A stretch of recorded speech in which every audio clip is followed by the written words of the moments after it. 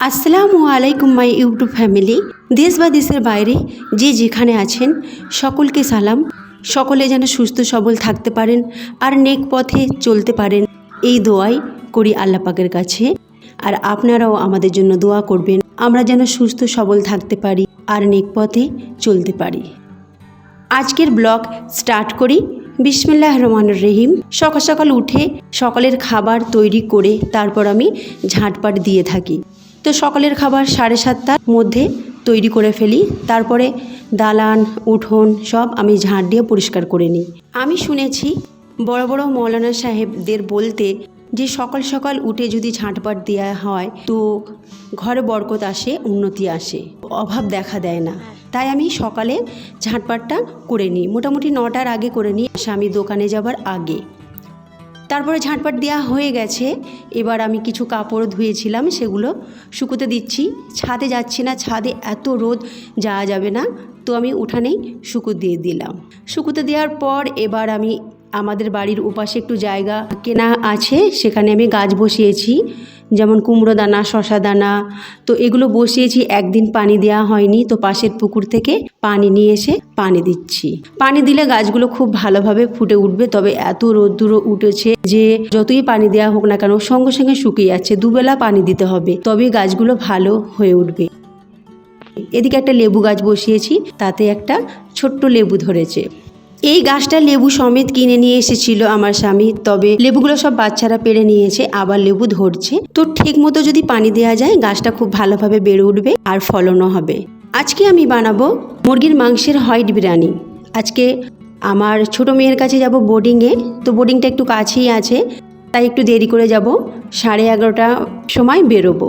তো আমি ভাবলাম রোজ রোজ তো আমি বিরিয়ানি করি, তা আজকে একটু আলাদা রকমের বিরিয়ানি করি।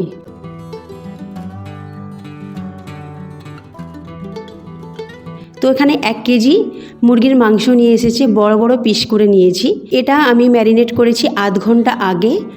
তো 2 চামচ ভরে ভরে আদা রসুন বাটা দিলাম, লবণ দিলাম, আর 4 চামচ ভরে ভরে টক দই দিলাম। এখানে বেশি কিছু মশলা লাগবে না। 1 চামচের মতো গরম মশলা দিলাম, আর 1 চামচ ভরে ভরে ধনে গুঁড়ো আর সাদা গোলমরিচের গুঁড়ো 1 চামচ দিলাম।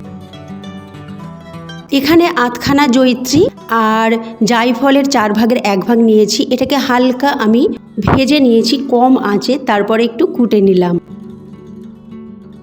এটা দিয়ে দেব, পুরোটা দিয়ে দিলাম। এবার দেব 8খানা লেবু।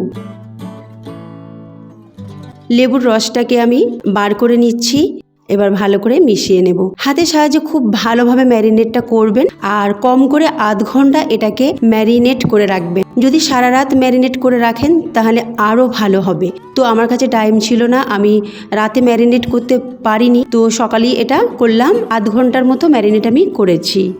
এবার এটাকে ফ্রিজে ঢাকনা চাপা দিয়ে রেখে দেব, তারপরে বাকি কাজটা আমি করে নেব। এদিকে ভাত রান্না করার জন্য একটা ডেকচিতে পানি বসিয়েছি। 750 গ্রাম আমি বাসমতি চাল নেব। পানিটা গরম হতে এলাচ, জয়িত্রী, দারুচিনি 2টো, তারপরে বড় এলাচ 1টা, আর ছোট এলাচ 4টি, আর সাজিরা 1/2 চামচের মতো দিলাম। পানিটা ফুটতে দিলাম। পানিটা ফুটছে, এখানে একটা কড়াতে আমি 4 টেবিল চামচের মতো সাদা তেল দিলাম, বা তার থেকে আরেকটু বেশি হবে, আপনারা আপনাদের পরিমাণ মতো দেবেন। আর বড় বড় 2টো পেঁয়াজ নিয়েছি, যেটাকে আমি হালকা ভাজবো। পেঁয়াজটা একটু নরম মতো হয়ে গেলে 2টো দারুচিনি, লবঙ্গ 3-4টি, বড় এলাচ 1টি দিয়ে আবার এটাকে নাড়াচাড়া করব। কিছুক্ষণ নাড়াচাড়া করার পর পেঁয়াজটা যখন একটু নরম হয়ে যাবে আর একটু গোলাপি কালার ধরে যাবে, তখন আমি দিয়ে দেব আলু। আলু আমি এখানে 4টি নিয়েছি, ছোট ছোট আলু। তো বিরিয়ানিতে আলু না দিলে আমাদের আবার কেউ খাবে না, তো আমি আলু দিয়ে থাকি বিরিয়ানিতে। আপনারা চাইলে আলুটা স্কিপ করতে পারেন। এবার লবণ দিয়ে দিলাম। কিছুক্ষণ আলুটাকে এইভাবেই পেঁয়াজ আর তেলের সাথে ভাজবো, তাতে আলুটা খুব ভালোভাবে ভাজা ভাজা হয়ে যাবে, আর আলুর মধ্যে লবণটাও খুব ভালোভাবে ঢুকে যাবে। কাঁচা লঙ্কা দিয়ে দিলাম 5টা থেকে 6টা, 8খানা করে কেটে। কিছুক্ষণ একটু নাড়াচাড়া করে নিলাম। তারপরে আমি দেব ম্যারিনেট করা চিকেন। এবার আমি দিয়ে দিচ্ছি ম্যারিনেট করা চিকেনটা। এবার এই চিকেনটাকে 4 থেকে 5 মিনিট এটাকে এইভাবেই কষাতে হবে। যত কষাবেন ততই কিন্তু স্বাদ বাড়বে, এটা আমি সবসময় আপনাদেরকে বলে থাকি। তো এটা হালকা আঁচে 4 থেকে 5 মিনিট এইভাবে কষাবেন।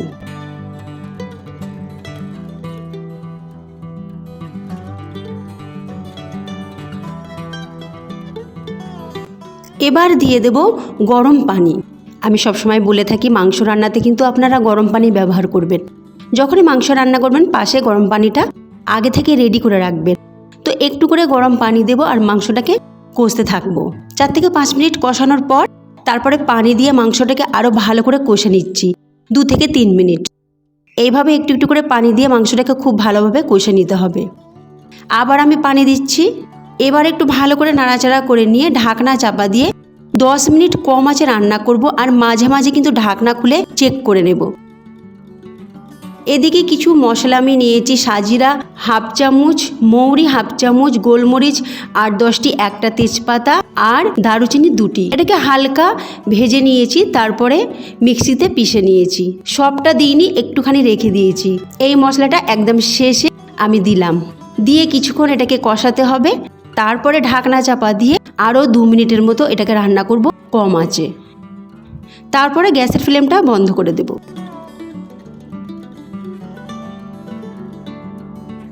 এদিকে আমি চাল দিয়ে দিয়েছি, চাল দিয়ে এটা দেখানো হয়নি, তো আমার ফোনের একটু প্রবলেম হচ্ছে, সেই জন্য এরকম হচ্ছে বারবার।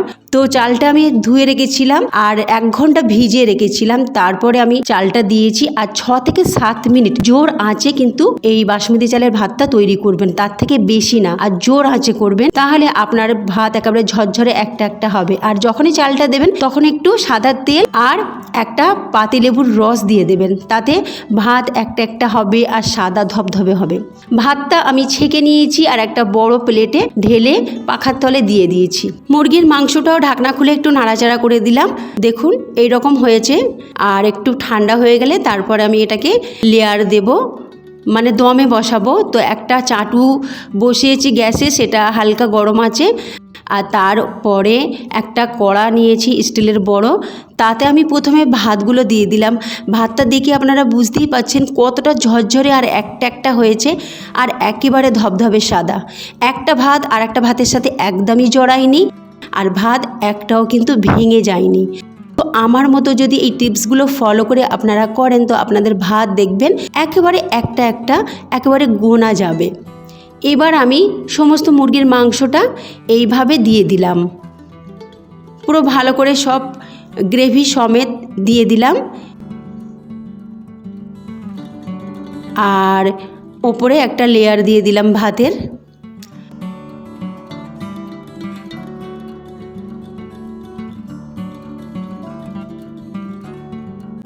এবার ওপরে আমি দিয়ে দেব একটু ফুড কালার। আমার কাছে হলুদ কালার ছিল, তাতে রোজ ওয়াটার কেওড়া ওয়াটার মিশিয়ে দিয়ে দিলাম। আর 8খানা পাতিলেবুর রস দিয়ে দিলাম, আর একটু ধনেপাতা কুচি দিয়ে দিলাম। আপনারা চাইলে ওপরে পেঁয়াজ ভাজাও দিয়ে দিতে পারেন, যেটা আমার ভাজা হয়নি বলে আমি দিইনি, তবে আমিও দিতাম। তো ওটা দেবেন। ওপরে আমি ঘি দিয়ে দিলাম, আর মিঠা আতর 1 ফোঁটা দিয়েছি, যেটা ভিডিওটা ওঠেনি। তো মিঠা আতর 1 ফোঁটা দেবেন, বেশি দেবেন না। তারপরে 10 মিনিট কম আঁচে বসিয়ে রেখেছিলাম, তারপরে গ্যাসটা বন্ধ করে আরও 30 মিনিট বসিয়ে রেখেছিলাম ঢাকনা চাপা দিয়ে। তারপরে পরিবেশন করে নিচ্ছি। দেখুন, দেখেই বুঝতে পারছেন কতটা ঝরঝরে আর একটা একটা হয়েছে। চিকেন হোয়াইট বিরিয়ানি এটাকে বলা হয়। খেতে কিন্তু খুবই সুস্বাদু।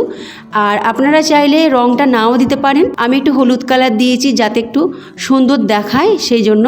তো এটাই স্কিপও করতে পারেন। তো ফ্রেন্ডস, আজকের ব্লগ আপনাদের কেমন লেগেছে অবশ্যই আমাকে জানাবেন। তার সাথে সাবস্ক্রাইব করে পাশে থাকবেন, আর কমেন্ট একটা অবশ্যই করবেন, আর প্রচুর প্রচুর শেয়ার করবেন। আল্লাহ হাফিজ।